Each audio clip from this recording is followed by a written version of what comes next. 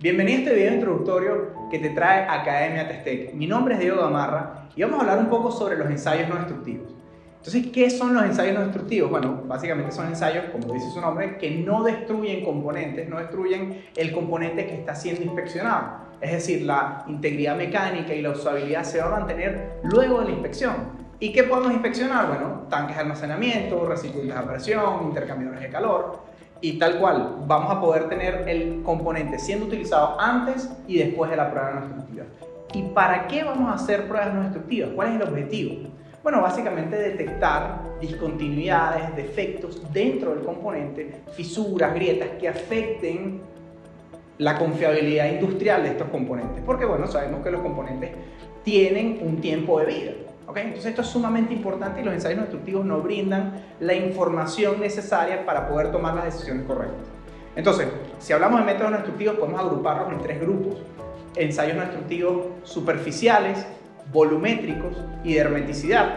Y aquí, bueno, vamos a hablar de los principales que se utilizan en industria. Aquí tenemos un equipo de efectología, método ultrasonido, líquidos penetrantes, partículas magnéticas e inspección visual remota. Entonces, bueno, haremos una breve demostración de cada uno de estos métodos y qué podemos hacer con cada uno de ellos.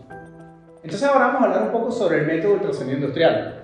Aquí tengo un equipo de efectología, un equipo que nos permite evaluar el volumen del componente. Recordemos que el método ultrasonido es un método volumétrico, ¿no? Entonces aquí vamos a hacer un breve ejemplo, ¿verdad? Aquí colocamos un poquito de acoplante, sumamente importante para el método. Colocamos nuestro transductor. Y aquí, bueno, empezamos a hacer un movimiento y podemos detectar, podemos ver, visualizar en pantalla los picos generados.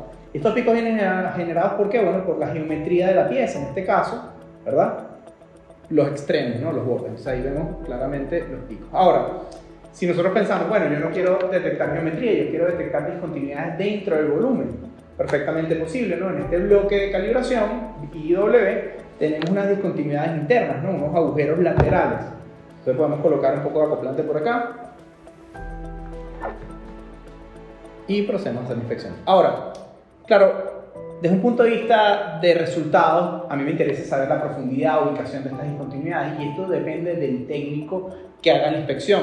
Nosotros tenemos una imagen representada por un pulso de ultrasonido, pero nosotros tenemos que hacer la parte de interpretación de la señal, ¿ok? Sumamente importante. Ahora bien, tenemos otro tipo de equipos, tenemos equipos medidores de espesores, ¿verdad? Equipos más pequeños, un equipo como este, con el cual podemos hacer una lectura del espesor del componente. Aquí tenemos una plancha con corrosión, podemos apreciar la lectura que nos genera el espesor, ¿no?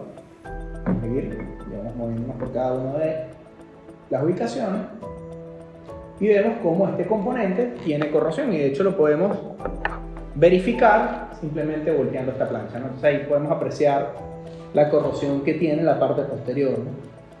Entonces el método de ultrasonido tiene vamos a decir, dos cosas muy importantes que tenemos que considerar. En primer lugar, la calibración. Tenemos que ajustar nuestros equipos, ya sea un detector de fallas o medidor de espesor, adecuadamente para poder tener buenos resultados. ¿Y qué hacemos o qué utilizamos para esto? Bueno, los bloques de calibración. Tenemos un bloque IW en este caso para angular, tenemos bloques en 5 pasos para medición de espesores. Y además aquí tenemos distintos materiales, tenemos acero de carbono, acero inoxidable, aluminio, latón. Eso es sumamente importante. Y ya para cerrar la idea o la parte de ultrasonido, los transductores, sumamente importantes. Y cuando hablamos de transductores tenemos que tomar en cuenta el diámetro de los transductores, la frecuencia, porque estos van a tener un impacto directo en los resultados de la inspección, hablando de sensibilidad, penetración y resolución. Ahora vamos a hablar sobre el método de partículas magnéticas. Este método es un método también superficial y subsuperficial que nos permite detectar discontinuidades gracias al principio de magnetización. O sea, aquí punto clave, la pieza que vamos a hablar tiene que ser ferromagnética. Entonces aquí yo creo que lo mejor es que nos vayamos simplemente al ejemplo y veamos cómo funciona este componente, ¿no? este método no destructivo. Entonces, la magnetización, punto fundamental, hay distintas maneras de magnetizar las piezas. Nosotros vamos a utilizar en este caso un yugo electromagnético. Entonces, aquí tenemos una pieza ferromagnética, una soldadura.